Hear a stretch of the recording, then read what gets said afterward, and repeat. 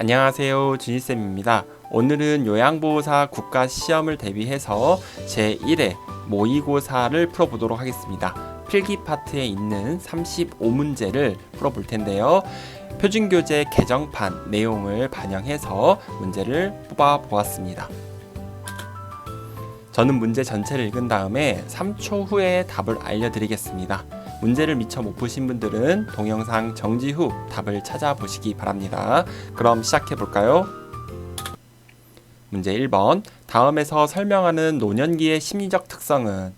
보기를 보겠습니다. 자신감이 감퇴한다. 결단이나 행동이 느려진다. 이거는 어떤 노년기의 심리적 특성인가요? 1번 조심성의 증가, 2번 애착심의 증가, 3번 외향성의 증가, 4번 유산을 남기려는 경향, 5번 생에 대한 회고의 경향. 정답은 1번 조심성의 증가. 1번이 여기 나와 있는 노년기의 심리적 특성이 되겠습니다. 문제 2번. 건강한 노화를 위한 방법으로 적절한 것은? 1번 자녀에게 의존하는 생활을 한다. 2번 사회적 관계망을 점차 좁힌다. 3번 수직적인 부부관계를 유지한다. 4번 지역 자원봉사활동에 참여한다. 5번 만성질환을 민간요법으로 관리한다. 정답은 4번 지역 자원봉사활동에 참여한다. 4번이 건강한 노화를 위한 방법으로 적절한 것이 되겠습니다.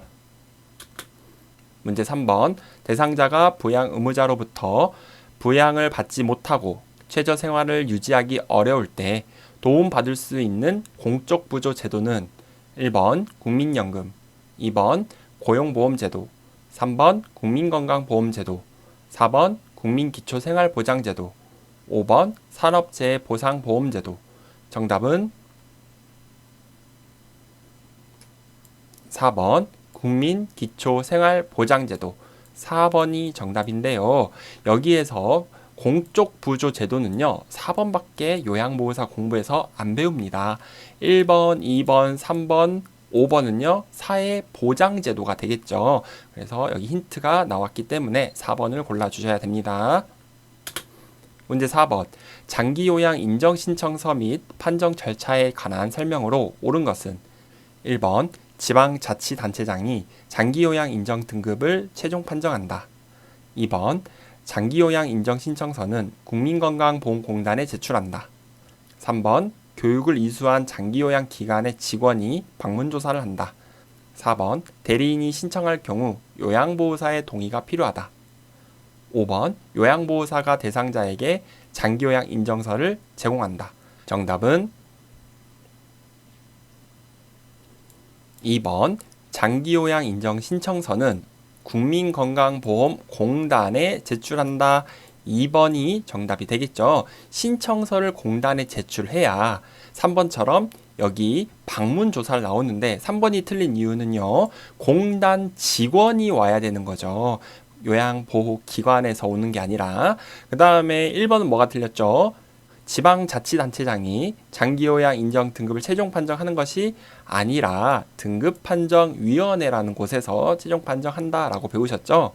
그리고 4번은 대리인이 신청할 경우 요양보호사의 동의는 필요 없고 당사자나 보호자가 동의를 해야 되는 거죠. 5번 요양보호사가 대상자에게 장기요양 인정서를 제공할 필요는 없죠. 대상자가 어디에 장기요양 인정서를 제공합니까? 기관에 제공한다. 이렇게 해야 됩니다. 센터에 제공을 해야 돼요. 문제 5번. 노인 장기요양보험제도의 재원 조달 및 비용 청구에 관한 설명으로 옳은 것은? 1번 장기요양 기간은 급여 비용을 근로복지공단에 청구한다. 2번 재원은 보험료, 국가지원금, 본인부담금으로 구성된다. 3번 의료급여 수급권자의 급여 비용은 장기요양 기관이 부담한다. 4번 국민건강보험공단은 급여 비용을 등급판정위원회에 지급한다. 5번 장기요양 보험료와 건강보험료는 통합회계로 관리한다. 정답은 2번 재원은 보험료, 국가지원금, 본인 부담금으로 구성된다. 2번이 정답이 되겠죠. 1번은 장기요양기간은 급여 비용을 어디에? 국민건강보험공단에 청구를 해야지 근로복지공단 아닙니다. 그리고 3번은 뭐가 틀렸죠? 의료급여 수급권자의 급여 비용은, 이 비용은 장기요양기관이 부담하는 게 아니라 지자체와 국가가 부담을 하는 거죠. 그리고 4번 국민건강보험공단은 급여 비용을 등급 판정이 아니라 기관에 지급을 해야겠죠. 5번 장기요양보험료와 건강보험료는 통합회계가 아니라 독립회계로 관리가 됩니다 라고 했어요. 다음 넘어가겠습니다. 문제 6번 다음에서 설명하는 노인장기요양보험 표준서비스 유형은 보기를 보시면 병원의 동행, 물품 구매, 약 타기, 은행, 관공서 이용 등의 대행, 이런 거는 어떤 표준서비스에 해당이 되나요? 1번 정서지원, 2번 인지지원 서비스, 3번 개인활동 지원 서비스, 4번 신체활동 지원 서비스, 5번 기능회복 훈련 서비스. 정답은 3번 개인활동 지원 서비스. 3번이 여기 나와 있는 내용에 해당이 되겠습니다. 문제 7번 요양보호 서비스를 제공할 때 대상자의 상태 변화와 약 복용 여부를 파악하는 요양보호사의 역할은 1번 옹호자, 2번 상담자, 3번 관찰자, 4번 정보 전달자, 5번 동기 유발자. 정답은 3번 관찰자. 3번이 정답이 되는데요. 어르신께서 아침에 약 드셨는지 확인하는 거, 약 복용 여부 관찰한다 라고 해야겠죠. 그래서 관찰자가 되겠습니다. 문제 8번 가족이 일방적으로 전기와 수도를 끊어 대상자의 생존을 위협하는 노인학대 유형은 1번 방임, 2번 유기, 3번 경제적 학대, 4번 신체적 학대, 5번 정서적 학대. 정답은 4번 신체적 학대. 4번이 노인 학대 유형에서 전기와 수도를 끊었을 때 신체적 학대가 되겠습니다. 그리고 가스를 끊는다 이런 말이 나와도 신체적 학대가 되겠죠. 신체적 학대라 그래서 때리는 것만 생각하시면 안 된다 그랬어요. 원치 않는 노동을 강요하거나 약을 함부로 먹이거나 그 다음 감금시키거나 방에 가두거나 이런 것들이 다 신체적 학대에 해당이 돼요. 그럼 1번 방임은 어떤 내용이 있어야 되죠? 의식주, 뭐죠? 옷을 정말 위생관리가 안 될 정도로 방치를 해버리는 거. 그리고 먹는 걸 제대로 제공하지 않는 거. 집을 아주 형편없거나 안 좋은 곳에 방치하는 거. 그리고 또 의료 서비스를 제공하지 않는 거예요. 그러니까 어르신이 아픈데 틀 리가 없는데 그냥 무관심을 가지고 냅둬 버리는 거 다 방임이라고 보시면 되겠습니다. 그리고 좀 어려운 게 바로 용돈을 주지 않는다 이런 말이 나와도 방임이 돼요. 용돈, 경제활동 능력이 없는 노인에게 생활비를 지급하지 않거나 용돈을 주지 않는 거 방임이 되겠습니다. 유기는 우리 말 그대로 갖다 버리는 거. 그래서 그 노인 요양시설에 입소를 시켜놓고 어르신과의 연락처를 다 바꿔버려서 연락이 두절된다 이런 말 나오면 유기예요. 그렇죠? 그리고 치매 어르신, 배회하는 치매 어르신을 일부러 나가게끔 유도를 하는 것도 유기. 찾은 치매 어르신이나 실종된 어르신을 찾았는데 부양의 의무를 거부한다. 이것도 유기에 해당이 돼요. 경제적 학대는 어르신이 가지고 있는 재산이나 돈을 동의 없이 사용하는 거. 그리고 제일 잘 나오는 게 유언장을 날조한다 이런 말 나오는 거. 무슨 학대? 경제적 학대가 되겠습니다. 정서적 학대는요, 어르신이 친구를 만나거나 취미 활동을 하려고 할 때 방해하는 거 있죠. 그런 거 다 정서적 학대예요. 그리고 경조사에 참여시키지 않는다. 경조사에 참여 안 시키는 거 정서적 학대가 되겠습니다. 우리 학대 유형은요, 선생님들 무조건 한 문제 나오니까 꼭 공부를 잘 해놓으시기 바랍니다. 문제 9번 노인 학대 유형 중 정서적 학대에 해당하는 것은 1번 신체적 악화를 가져올 수 있는 조건에서 1. 노동하도록 한다. 2. 친구나 친지들과 만나거나 연락하는 것을 방해한다. 3. 노동에 대한 임금을 지급하지 않는다. 4. 신체를 빗대어 혐오감을 주는 언행을 한다. 5. 생존에 필요한 생활비 지급을 중단한다. 정답은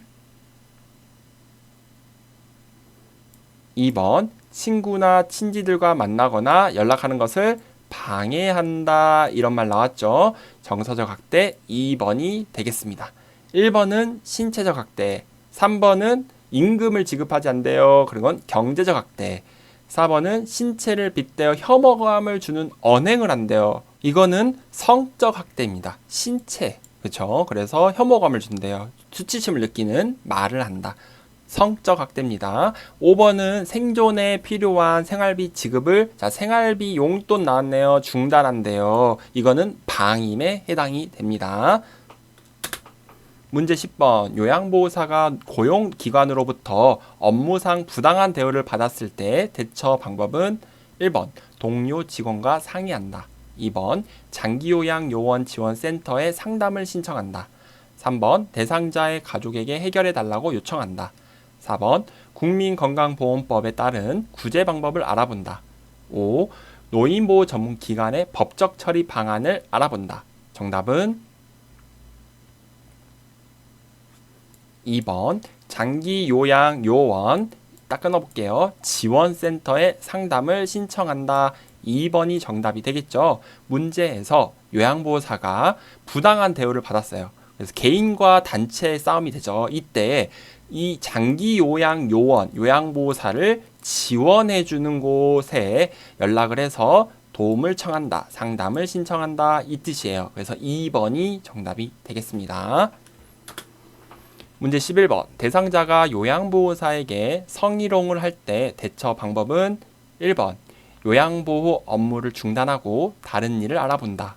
2번 대상자의 행동에 대해 가족에게 항의한다. 3번 감정적으로 대응한 후 해당 장소를 떠난다. 4번 반응하지 않고 계획된 업무를 수행한다. 5번 거부 의사를 표현하고 시설장에게 보고한다. 정답은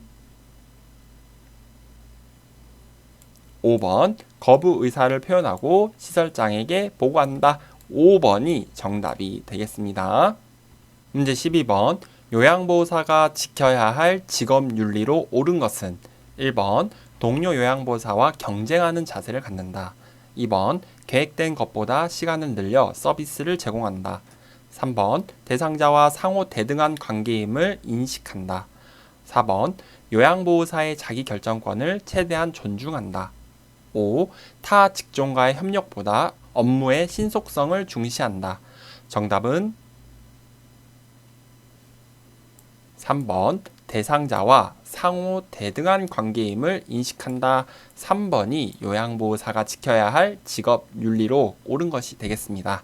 1번, 2번, 4번, 5번 무엇이 틀렸는지 한번 확인해 볼까요? 동료 요양보호사 경쟁하는 자세가 아니죠. 2번은 시간을 이렇게 늘려서도 안 되고요. 4번은 요양보호사의 자기결정권이 아니라 대상자의 자기결정권 이렇게 해야겠죠. 5번은 타 직종과 협력을 해야 돼요. 업무의 신속성이 중요한 게 아닙니다. 문제 13번 요양보호사가 직업윤리 원칙을 준수한 사례는 1번 업무 수행을 위한 지식과 기술을 습득한다. 2번 장기 이용 대상자에게 본인 부담금을 할인해 주었다. 3. 자신의 건강관리보다 업무 성과를 우선시하였다.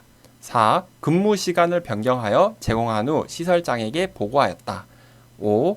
대상자에게 자신의 힘든 상황을 하소연하였다. 정답은 1번 업무 수행을 위한 지식, 기술을 습득하였다. 1번이 요양보호사 직업윤리 원칙이 되겠습니다.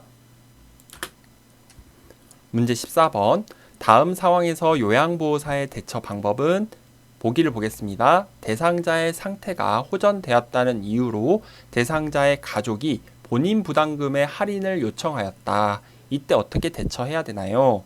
1번 불법 행위이므로 할 수 없다고 한다. 2번 시설장과 상의 후 알려주겠다고 한다. 3번 할인해주고 그만큼 서비스 시간을 줄인다.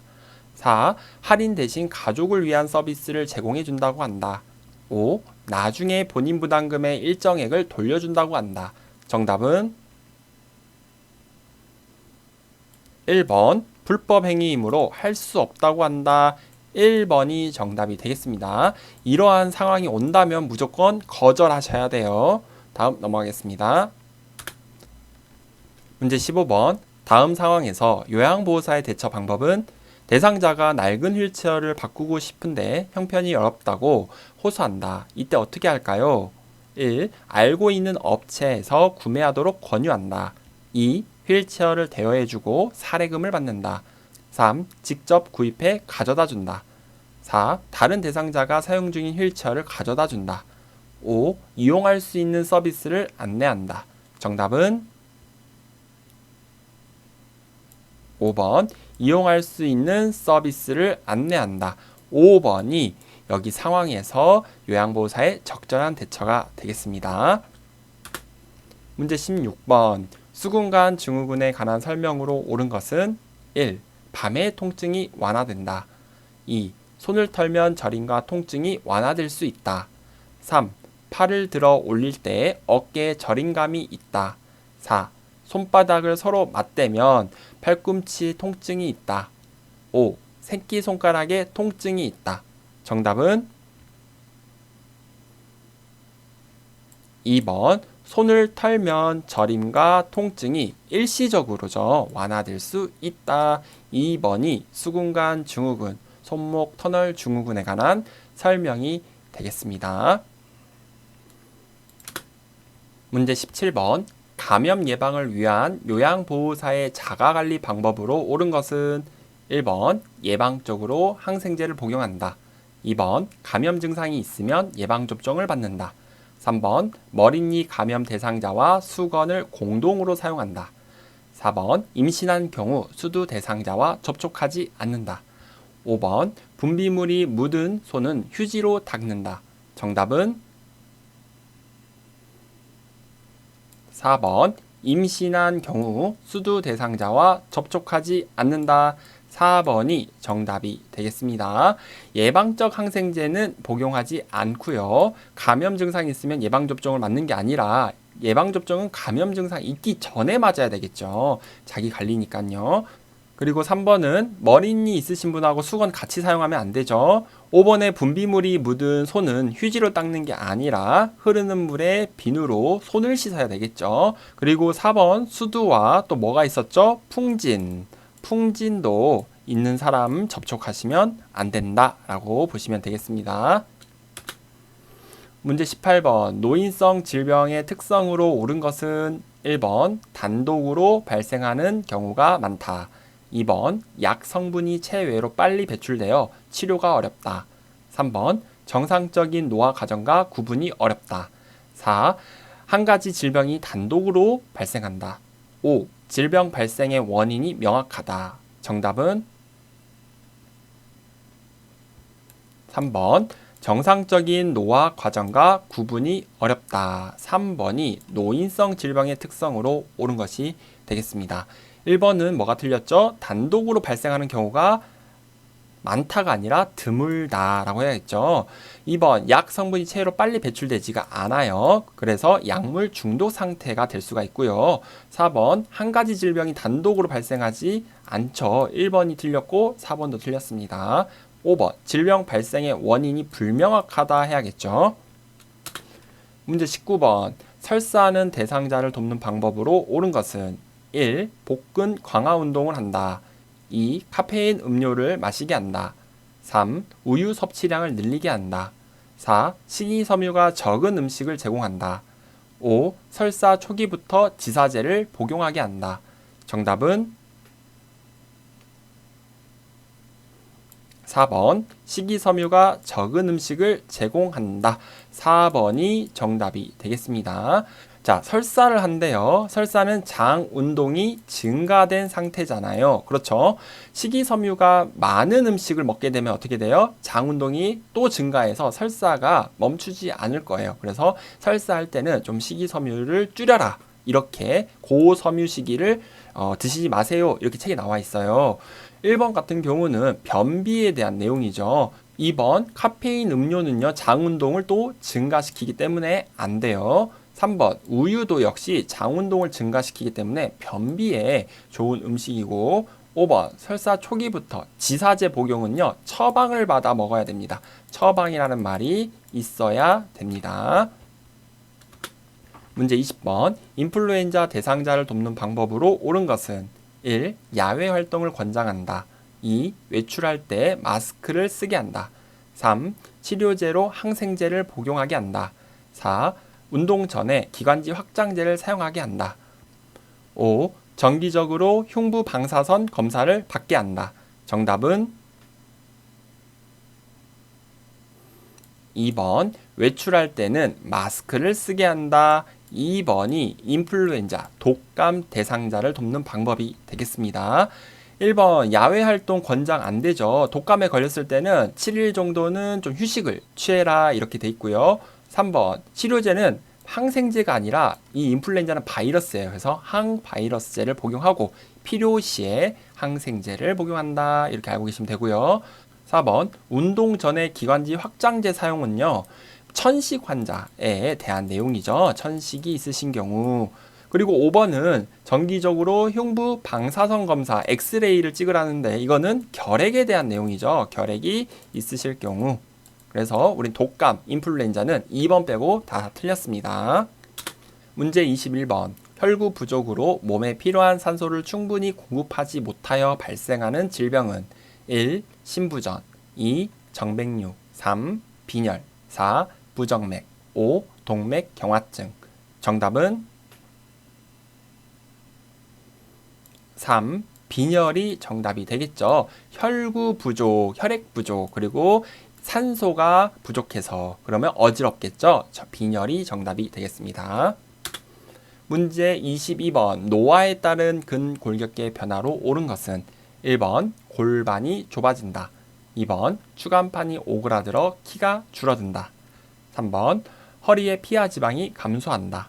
4. 인대의 탄력성이 증가한다. 5. 근긴장도가 증가한다. 정답은 2번 추간판이 오그라들어 키가 줄어든다. 2번이 노화에 따른 근골격계 변화가 되겠습니다. 추간판은 우리가 디스크라고 알고 계실 거예요. 그게 이제 좀 쭈그러드는 거죠. 1번 같은 경우는 골반이 넓어진다 이렇게 책에 나와 있어요. 3번은 허리의 피하 지방이 감소합니까? 피하 지방이 감소하는 곳은 어디죠? 팔다리가 가늘어지고 감소한다 라고 돼 있고 허리와 둔부, 엉덩이는 피하 지방이 증가한다 라고 해야겠죠. 그래서 감소는 틀렸습니다. 4번 인대의 탄력성이 감소하게 되겠고 5번 근긴장도가 저하된다 이렇게 해야겠죠. 문제 23번. 절박성 요실금이 있는 대상자를 돕는 방법으로 옳은 것은 1번 낮에는 기저귀를 채워준다. 2번 골반 근육 강화 운동을 하게 한다. 3번 웃음 요법으로 프로그램에 참여하게 한다. 4번 식이섬유가 적은 음식을 제공한다. 5번 따뜻한 커피를 자주 마시게 한다. 정답은 2번 골반 근육 강화 운동을 하게 한다. 2번이 정답이 되겠습니다. 요실금이 있는 대상자는 이거 정말 좋죠. 그리고 변비를 예방한다. 이렇게 또 나와 있어요. 그리고 복부 비만도 예방이 돼야 됩니다. 압력이 올라가니까. 그래서 이 골반 근육 강화 운동은 다른 말로 뭐라고 합니까? 케겔 운동이라고도 하죠. 알고 계시면 좋겠습니다. 문제 24번. 대상포진에 관한 설명으로 옳은 것은 1번 세균에 의해 감염되는 질환이다. 2번 장기간 스테로이드를 복용해야 한다. 3번 치료 후 신경통이 사라질 때까지 격리한다. 4. 가려움증이 있는 부위에 온찜질을 적용한다. 5. 과거에 수두를 앓았던 사람에게서 주로 발생한다. 정답은 5번 과거에 수두를 앓았던 사람에게서 주로 발생한다. 5번이 대상포진에 관한 설명으로 옳은 것이 되겠습니다. 대상포진은 1번이 틀린 이유가 바이러스에 의한 감염이에요. 그리고 2번 장기간 스테로이드, 소염제 먹을 필요는 없어요. 그리고 3번 치료 후 신경통이 사라질 때까지 격리할 필요는 없죠. 4번 가려움증 있는 부분은 냉찜질을 해야 됩니다. 문제 25번 노화에 따른 시각계 변화로 옳은 것은 1번 결막이 두꺼워진다. 2번 동공의 크기가 커진다. 3번 각막 반사가 증가한다. 4번 눈물의 양이 많아진다. 5번 시력 저하, 빛 수능의 어려움 등이 나타난다. 정답은 5번 시력 저하, 빛 수능의 어려움 등이 나타난다. 5번이 정답이 되겠죠. 결막은 얇아진다 라고 해야 되고요. 동공의 크기가 수축된다, 줄어든다 라고 해야 됐고, 각막 반사가 감소해야 된다 라고 해야겠죠. 증가가 아니라. 그리고 눈물의 양이 감소한다 라고 해야죠. 그래서 안구 건조증을 많이 호소한다 라고 보시면 되겠습니다. 문제 26번 당뇨병 대상자의 발관리 방법으로 옳은 것은 1번 발톱 양 끝을 둥글게 자른다. 2번 티눈은 손톱깎이로 잘라낸다. 3번 뜨거운 물로 자주 족욕을 한다. 4번 발가락이 노출되지 않게 양말을 신는다. 5. 발을 씻은 후 발가락 사이에 물기를 남겨 습기를 유지한다. 정답은 4번 발가락이 노출되지 않게 양말을 신는다. 4번이 당뇨병 환자 대상자의 발관리 방법이 되겠습니다. 발톱은 일자로 잘라야 되죠. 티는 이렇게 함부로 제거하시면 큰일 납니다. 뜨거운 물이 아니라 3번은 따뜻한 물이 되겠습니다. 그리고 4번 여기 물기를 남겨두면 안 돼요. 습진이나 무좀이 생길 수가 있습니다. 문제 27번 뇌졸중이 발생했을 때 나타나는 특징적인 증상은 1번 기억력이 저하된다. 2번 안정시 떨림, 행동 느려짐, 경직 증상이 나타난다. 3번 감정을 잘 조절하지 못한다. 4. 상대방의 말을 이해하지 못한다. 5. 몸 전체가 굽어 엉거주춤한 자세가 된다. 정답은 4번 상대방의 말을 이해하지 못한다. 4번이 뇌졸중의 특징적인 증상이 되겠죠. 언어 장애에 해당이 돼요. 그래서 내가 하고 싶은 말이 잘 안 나온다던가 발음이 안 된다던가 또는 이렇게 상대방의 말을 좀 이해하기 힘들다던가 이런 내용이 나오면 뇌졸중의 특징이 되겠습니다. 그리고 흔히 아는 그런 두통 그리고 어지럼증 이런 것들 있죠. 그리고 복시, 시야, 물체가 여러 개로 보이거나 앞이 잘 안 보이거나 그렇죠. 편마비 이런 것들이 뇌졸중의 증상이 되겠죠. 1번은 기억력이 저하된다. 이런 건 치매와 관련이 되겠고 2번 안정시 떨림, 행동 느려짐, 경직 증상 이런 거는 파킨슨 질환에 해당이 돼요. 그래서 2번하고 5번 이렇게 굽어서 엉거주춤한 자세는 파킨슨 질환입니다. 그리고 3번 감정을 잘 조절하지 못한다. 이거는 뇌졸중에 대한 내용이 아닙니다. 문제 28번 무표정한 얼굴로 안정시 손떨림이 발생하는 질병은 1번 파킨슨병, 2번 뇌수막염, 3번 뇌졸중, 4번 혈관성 치매, 5번 알츠하이머병. 정답은 1번 파킨슨병. 1번이 정답이 되겠습니다. 아까 27번 문제 잠깐 볼까요? 안정시 떨림, 행동이 느려짐 이런 것들이 파킨슨 질병을 얘기한다 라고 했죠. 그래서 여기서도 안정시 손떨림, 파킨슨이고요. 뇌 신경 전달 물질인 도파민이 부족해서 생기는 거다라고 해서 도파민이라는 이 물질을 잘 알고 계시면 되겠습니다. 이게 부족해서 생기는 겁니다. 문제 29번 노인의 운동관리 방법으로 옳은 것은 1번 방향을 빠르게 전환하는 운동을 한다. 2번 운동의 강도, 기간, 빈도를 서서히 증가시킨다. 3번 개인의 능력보다 높은 수준의 운동을 한다. 4. 최대 운동 능력으로 끌어올리기 위해 휴식을 취하지 않는다. 5. 준비 운동을 생략하고 본 운동을 시작한다. 정답은 2번 운동의 강도, 기간, 빈도를 서서히 증가시킨다. 2번이 노인의 운동관리 방법이 되겠습니다. 문제 30번.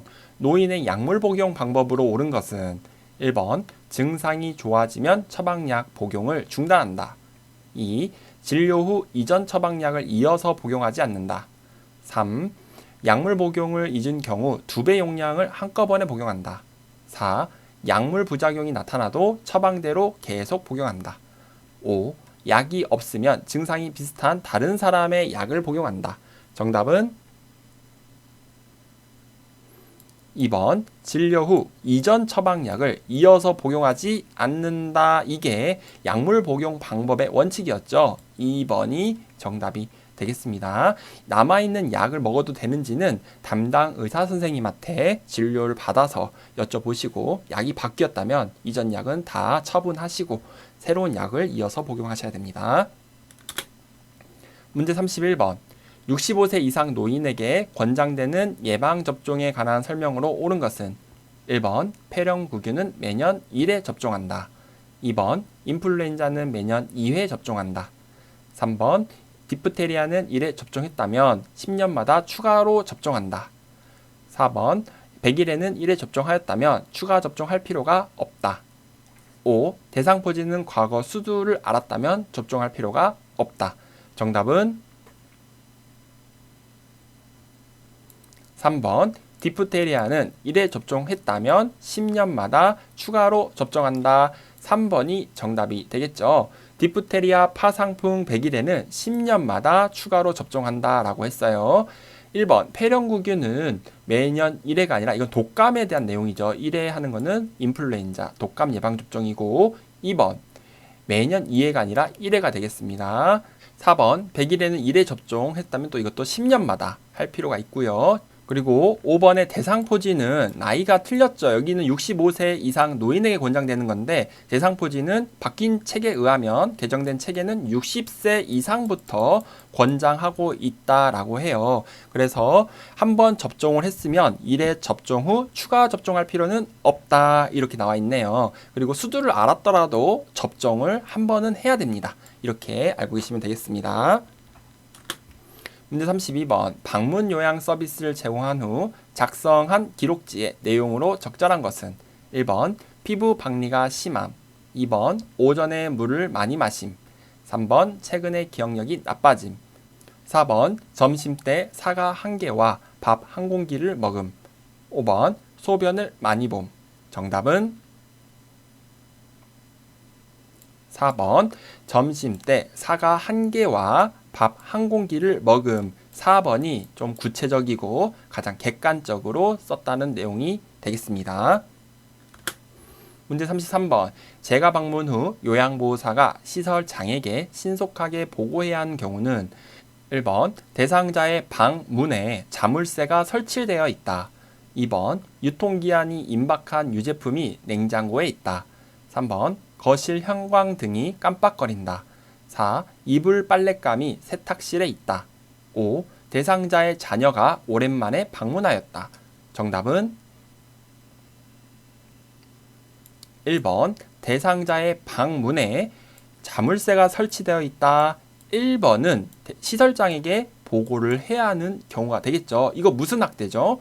신체적 학대에 해당이 되는 겁니다. 학대를 당하고 있는 정황이 보이기 때문에 보고를 하시면 되겠죠. 문제 34번. 임종이 임박한 대상자의 신체적 변화로 옳은 것은 1번 혈압이 상승한다. 2번 피부가 붉어진다. 3번 손과 발이 따뜻해진다. 4. 소변량이 증가한다. 5번 통증을 호소한다. 정답은 5번 통증을 호소한다. 5번이 정답이 되겠습니다. 사람의 장기 그리고 감각 이런 것들이 다 멈춰져 가는 과정에서 통증이 발생할 수가 있다라고 했죠. 1번은 혈압이 상승이 아니라 저하되고 피부가 차가워지니까 붉어진다는 틀렸고요. 손과 발도 차가워집니다. 그리고 4번 소변량이 감소하게 돼요. 소변이 안 나온다라고 했어요. 문제 35번. 사전연명의료의향서에 관한 설명으로 옳은 것은 1번 20세가 되어야 작성할 수 있다. 2번 사전연명의료의향서를 등록하면 의료기관에 연동된다.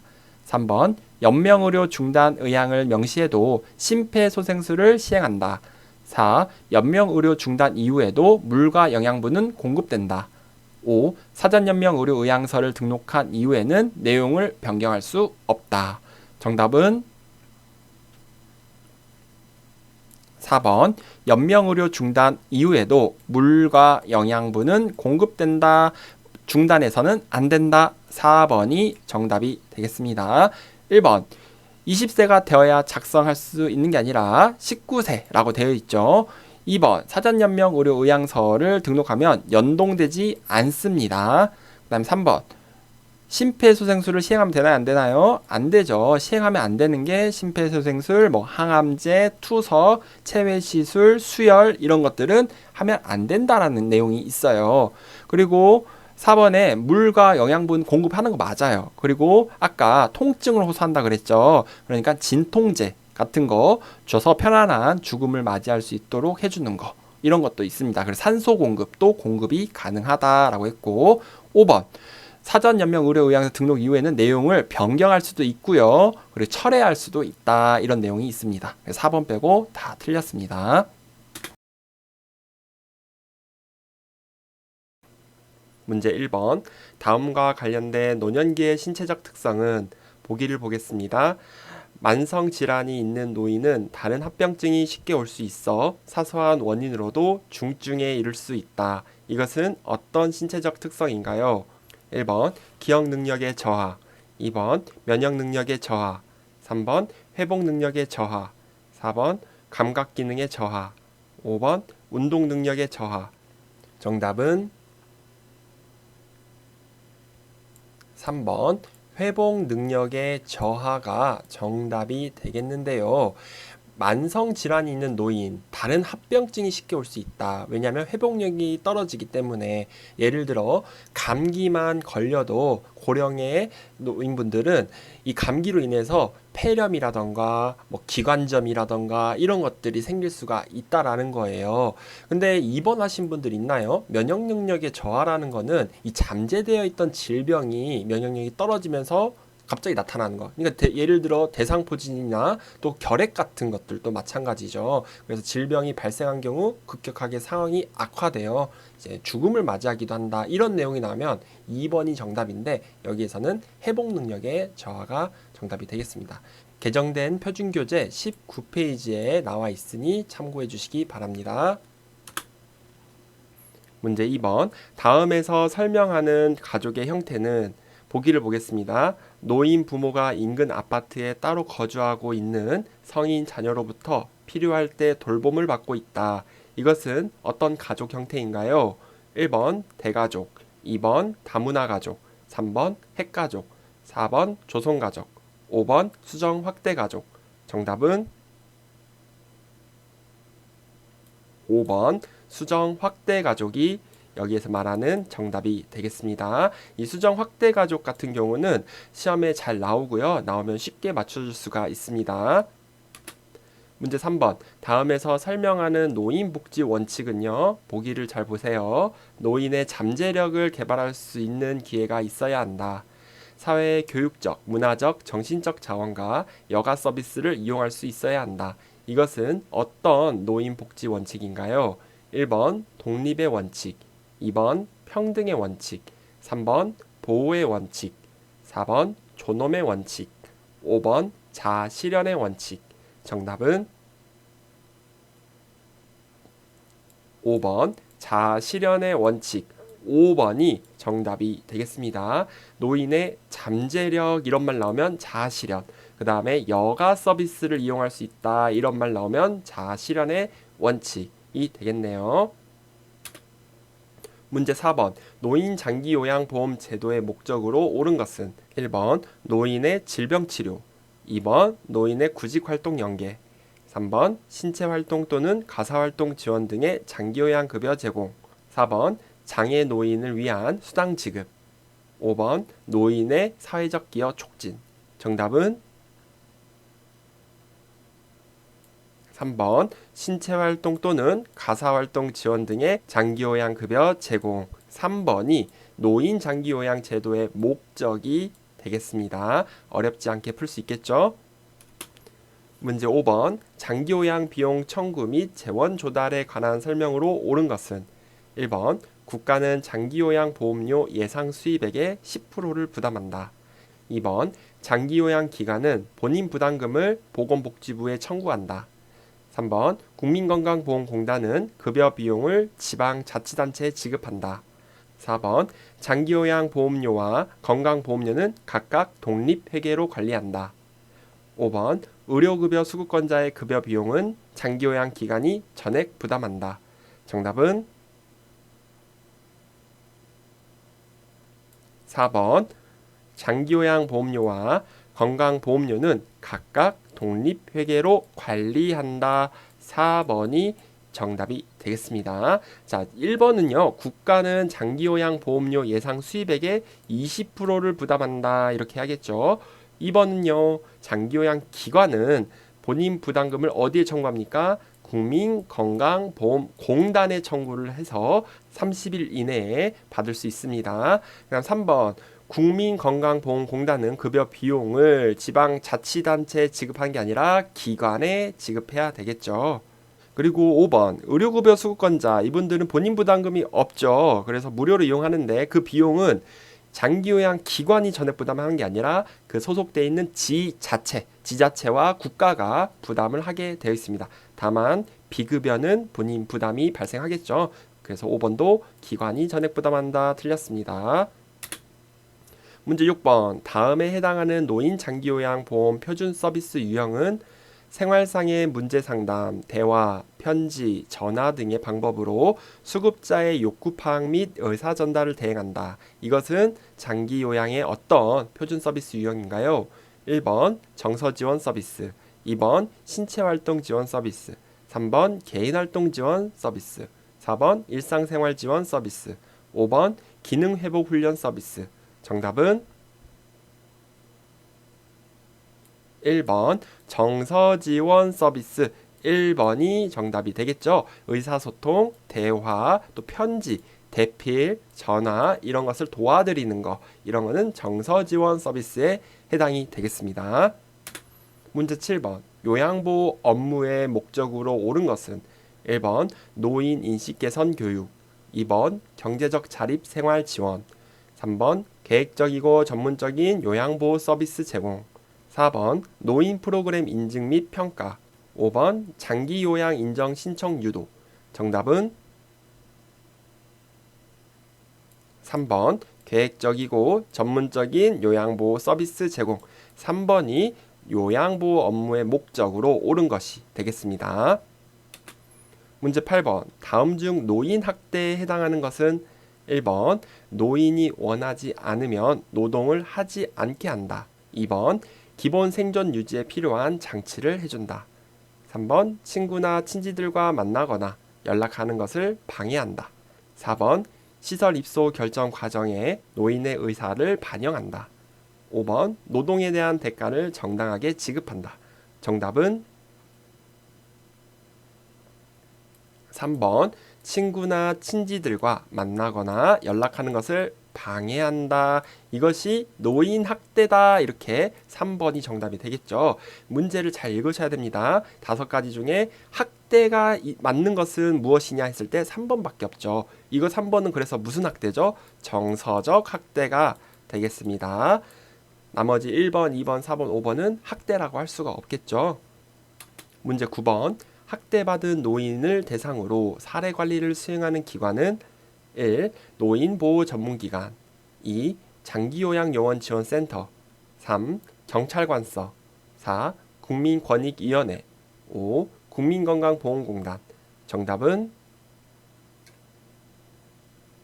1번 노인보호전문기관은 학대받은 노인을 대상으로 사례관리를 수행하는 기관이다. 1번이 정답이 되겠죠. 우리 요양보호사 선생님들도 장기요양 종사자들이기 때문에 대상자, 어르신이 학대 의심이 있으면 어디에 신고해야 되냐면 노인보호전문기관 또는 112에서 경찰관서에 신고를 해야 되는데 사례관리는 노인보호전문기관에서 하는 것입니다.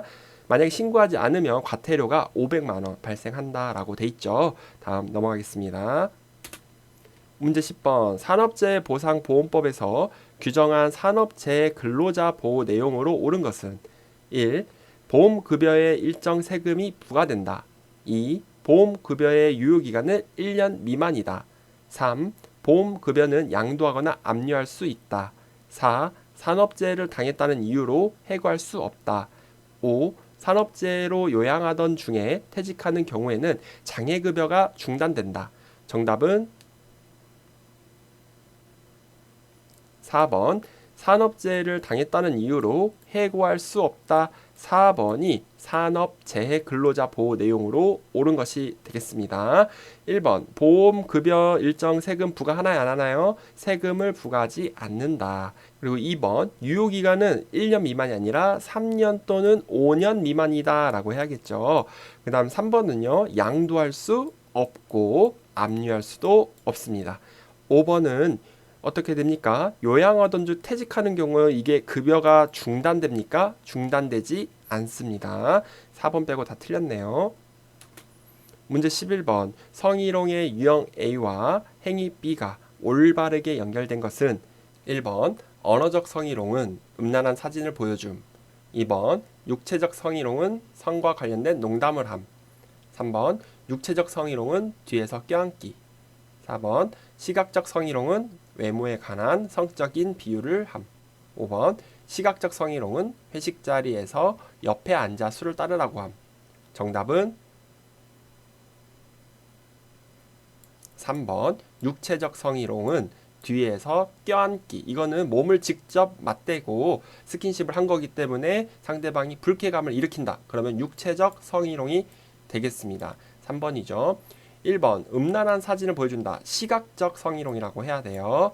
2번 농담을 한다. 이거는 언어적 성희롱이라고 해야 돼요. 4번은요 외모에 관한 성적인 비유를 한다. 어때요? 이거는 말을 해서 내가 기분 나쁜 거죠. 그래서 언어적 성희롱이 되는 거예요. 그 다음 5번 시각적 성희롱이라고 했는데 회식 자리에서 뭐 술 따라라고 하네요. 네가 따라 마셔라 해야죠. 그래서 이거는 언어적 성희롱이라고 해야 됩니다. 시각적은 보여주는 것, 사진이나 그림이나 이런 것들이 해당이 되겠죠. 여기서는 3번이 정답이 되겠습니다.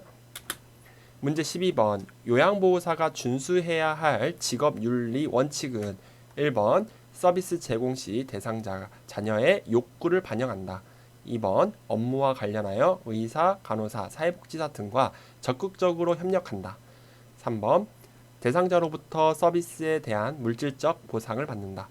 4번 대상자의 자기결정보다 요양보호사 자신의 결정을 우선한다. 5. 보호자의 개인정보를 다른 요양보호사와 공유한다. 정답은 2번 업무와 관련하여 의사, 간호사, 사회복지사 등과 적극적으로 협력한다.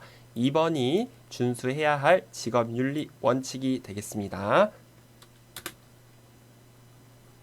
문제 13번 다음 상황에서 요양보호사의 대처 방법은 보기를 보면요. 대상자가 자기 아들이 최근 이혼한 것을 부끄럽게 여기며 기간에는 말하지 말 것을 요청하였다.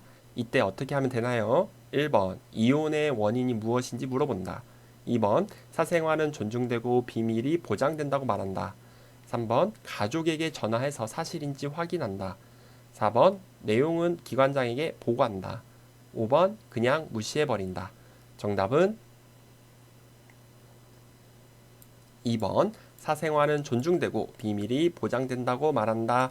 2번이 정답이 되겠습니다.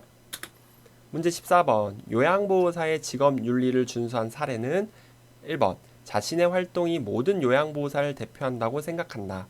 2번 의료진의 지시가 있을 경우 요양보호사의 판단에 따라 조치한다. 3번 대상자에게 필요한 물품을 구입하여 판매하였다.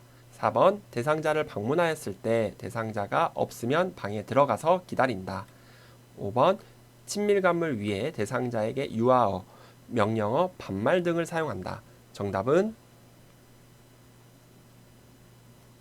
1번 자신의 활동이 모든 요양보호사를 대표한다고 생각한다. 1번이 정답이 되겠죠. 2번, 3번, 4번, 5번은 정말 틀린 내용입니다. 특히나 4번은 대상자가 없으면 방에 들어가요? 들어가지 말고 왔다 갔다고 메모를 붙여놓고 돌아가세요. 이렇게 되어 있어요. 그래서 4번은 틀렸습니다. 문제 15번. 제가 대상자의 아들이 일회용 마스크 재사용을 요청했을 때 요양보호사의 대처 방법은 1번 고민해 본다며 대답을 회피한다.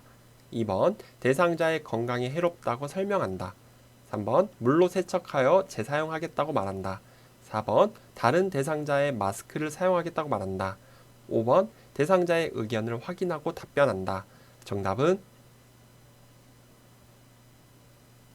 2번 대상자의 건강에 해롭다고 설명한다. 2번이 정답이 되겠죠.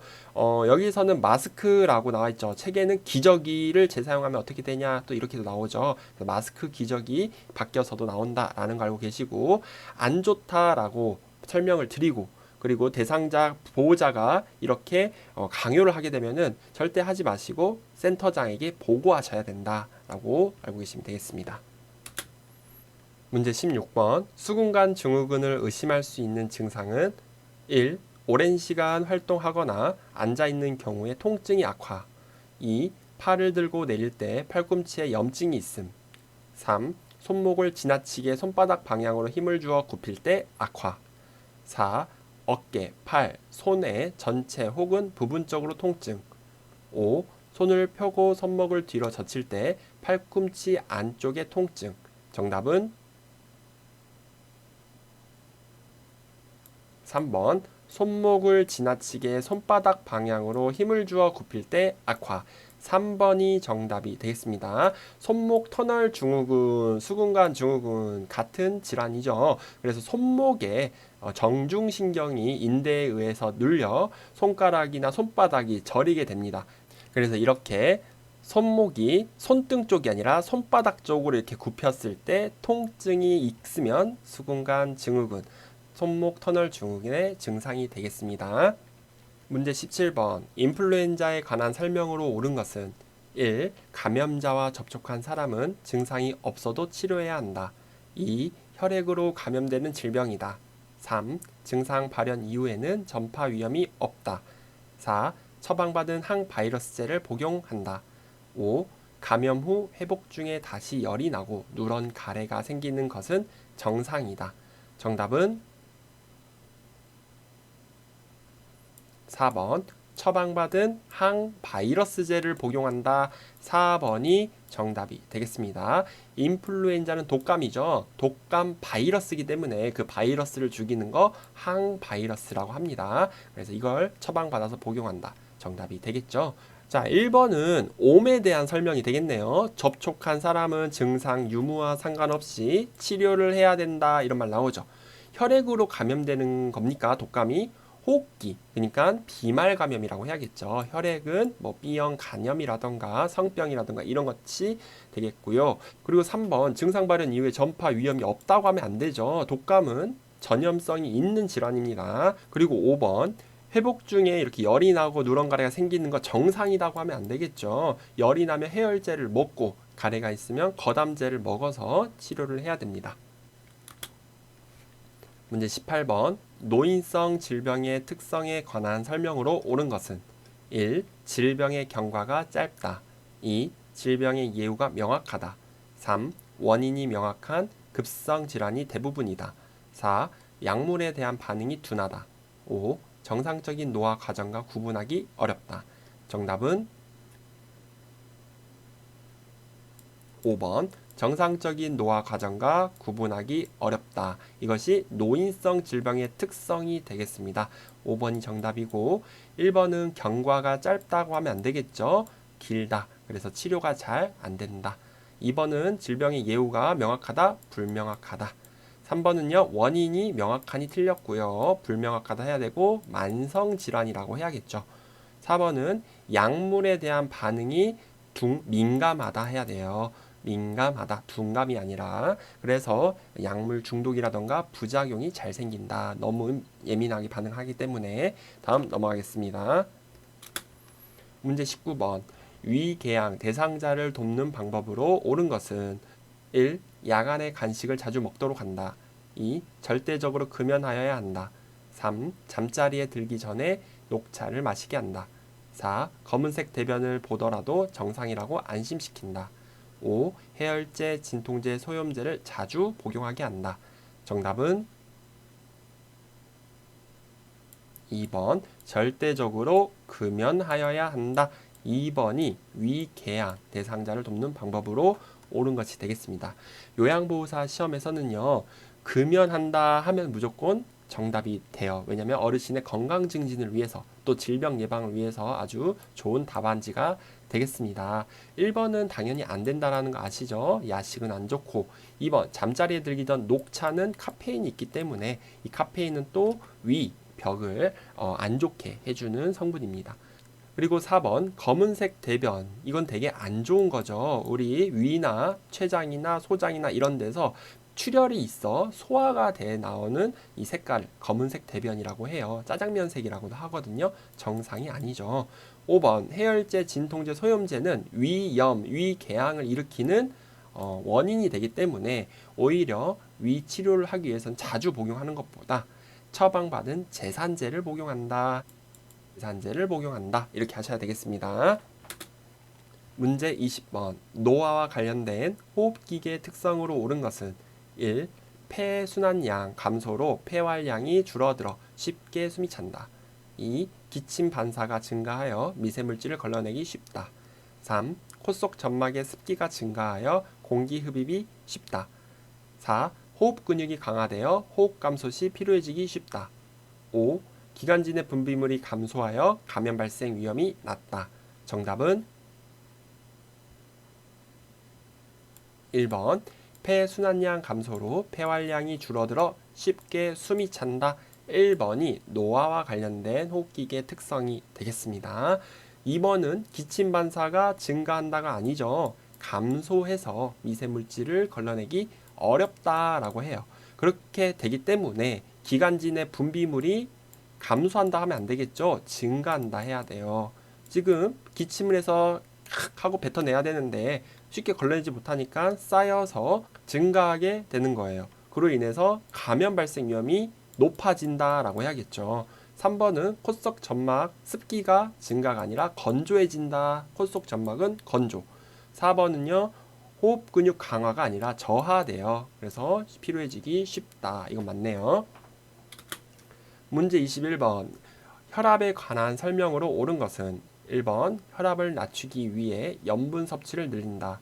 2번 포화 지방이 많은 음식을 섭취하여 혈압을 조절한다. 3번 고혈압이 조절되면 약물 복용을 중단하고 운동을 시작한다.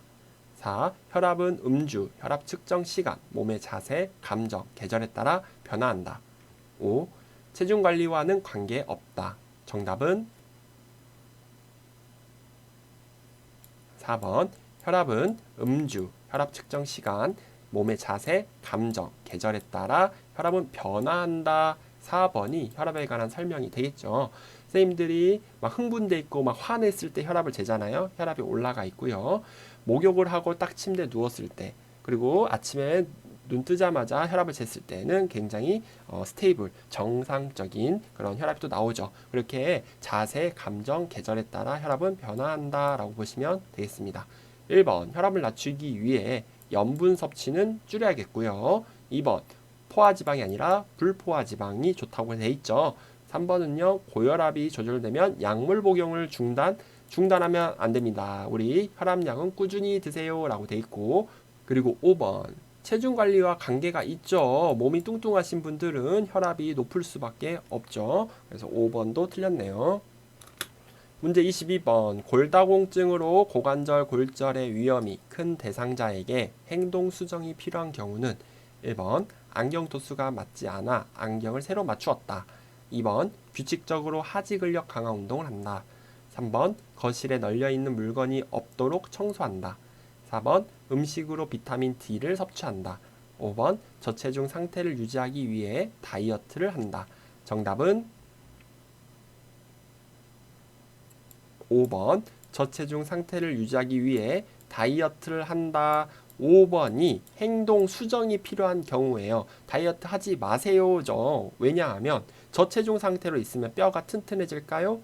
아니죠. 우리 몸에 영양분이 부족하니까 뼈에서 이제 영양분을 빼와요. 그렇게 되면 뼈가 약해져서 골감소증, 그것보다 더 심하면 골다공증이 생겨요. 골다공증이 생기면은 이렇게 고관절 위험이 골절 위험이 생길 수가 있다라는 거죠. 1번, 2번, 3번, 4번은요. 잘하고 있기 때문에 굳이 가서 그렇게 행동하시면 안 돼요 라고 할 필요가 없어요. 그래서 5번이 잘못하고 있기 때문에 적정 체중을 유지하세요. 너무 마르게 살을 빼지 마세요. 이렇게 얘기해야 돼요. 우리 선생님들 다이어트 이제 안 해도 될 이유가 생겼네요. 드시고 싶은 거 잘 드시고 몸무게 적절하게 유지하시면 되겠습니다. 문제 23번 여성 노인의 성생활과 관련된 생식기계 변화로 옳은 것은 1번 질 분비물이 증가한다. 2번 질벽이 얇아진다. 3번 난소의 크기가 증가한다. 4. 질의 탄력성이 증가한다. 5. 에스트로겐 분비가 증가한다. 정답은 2번 질벽이 얇아진다. 2번이 정답이 되겠습니다. 나머진 다 증가가 아니라 감소. 난소의 크기도 감소한다. 질의 탄력성도 떨어지게 되겠죠. 에스트로겐 분비, 여성 호르몬도 감소하게 되는 거예요. 문제 24번. 전립선 비대증을 관리하는 방법으로 옳은 것은 1. 성생활을 금한다. 2. 소변량 증가시키기 위해 맥주를 마신다. 3. 소변을 참을 수 있을 때까지 참는다. 4. 저지방 식사와 적당한 운동을 한다. 5. 근육을 강화하기 위해 체중을 늘린다. 정답은 4번 저지방 식사와 적당한 운동을 한다. 4번이 전립선 비대증을 관리하는 방법이 되겠습니다. 전립선 비대증의 원인이 또 호르몬 불균형이기도 하지만 또 비만이기도 해요. 그래서 운동을 하면서 식단 관리, 체중 관리를 해주시면 좋을 것 같습니다. 문제 25번 대상자에게 욕창이 생길 가능성이 가장 큰 경우는 1번 낮잠을 자지 않고 돌아다니는 것을 좋아한다. 2. 취침 시 자주 뒤척인다. 3. 뇌척수신경의 장애로 인한 체위 변경이 어렵다. 4. 변비가 있어 물을 많이 마신다. 5. 정상 체중을 유지하고 있다. 정답은 3번 뇌척수신경의 장애로 인한 체위 변경이 어렵다. 정답은 3번이 되겠죠. 뇌척수신경 장애라는 거는 우리 척수 있죠, 척수. 거기에 손상이 와서 손상이 오게 되면 하반신마비나 사지마비나 이렇게 되는 거예요. 그럼 못 움직이죠. 그럼 바로 이렇게 욕창의 위험이 올라가요. 돌아다니는 사람, 뒤척이는 사람은 욕창 가능성이 많이 떨어집니다. 못 움직이는 사람들이 욕창이 잘 생겨요. 문제 26번 노화에 따른 청각계 변화로 옳은 것은 1번 귓바퀴가 작아지고 쪼그라든다. 2번 음의 전달 능력이 증가된다. 3번 고막이 얇아진다. 4번 외이도의 가려움과 건조증이 증가한다. 5번 노인성 난청은 남성보다 여성에게 흔하게 나타난다. 정답은 4번 외이도의 가려움과 건조증이 증가한다. 4번이 노화에 따른 청각계 변화로 옳은 것이 되겠습니다. 1번 귓바퀴가 작아집니까? 커지고 늘어난다 라고 해서 틀렸죠. 2번 음의 전달 능력이 감소되고 3번은요 고막이 두꺼워져요. 그리고 5번 노인성 난청은 남성보다가 아니라 여성보다 누구에게서 많이 나타나죠? 남성에게서 좀 더 나타난다. 흔하게 나타난다 라고 알고 계시면 되겠습니다. 문제 27번 당뇨병 관리에 관한 설명으로 옳은 것은 1. 공복 시 운동을 하거나 장기간 등산 시에는 고혈당에 대비한다. 2. 혈당 조절을 위해 공복 시에 운동한다. 3. 발을 차갑게 노출시킨다. 4. 인슐린은 반드시 입으로 복용한다. 5. 저콜레스테롤 시기를 기본으로 하여 육류보다는 고섬유질 음식을 섭취한다. 정답은 5번 저콜레스테롤 시기를 기본으로 하여 육류보다는 고섬유질 음식을 섭취한다. 5번이 정답이 되겠습니다. 1번은 뭐가 틀렸죠? 공복 시 아무것도 안 먹는 상태에서 운동을 하거나 등산을 했을 경우 고혈당이 아니라 저혈당이 생기겠죠. 2번 혈당 조절을 위해 공복 시에 운동합니까? 식후에 운동을 해야겠죠. 식사 후 혈당이 오르기 시작하는 1시간 정도의 운동을 하세요. 3번은요. 발을 차갑게 노출시키면 안 되고요. 따뜻하게 하고 양말을 꼭 신고 슬리퍼는 안 돼요. 운동하시는 게 좋다. 4번은요. 인슐린은 주사하기 때문에 입으로 드시면 안 됩니다. 혈당 강화제를 입으로 먹어야 되는 거예요. 문제 28번. 선망 대상자의 진압력을 유지하는 방법으로 옳은 것은 1. 달력, 시계 등을 모두 치운다. 2. 새 친구를 사귀게 한다. 3. 가족의 방문을 제한한다. 4. 밤에 창문을 열어둔다. 5. 낮에는 창문이나 커튼을 열어 시간을 알게 한다. 정답은 5번. 낮에는 창문이나 커튼을 열어 시간을 알게 한다. 5번이 선망 대상자 진압력을 유지하는 방법으로 옳은 것이 되겠습니다. 해가 떠 있으니까 지금은 낮입니다. 아침입니다. 이런 식으로 대상자에게 시간과 날씨 개념을 진압력 유지하게 해주는 거예요. 반대로 밤에는 창문을 닫고 커튼도 쳐주셔야 됩니다.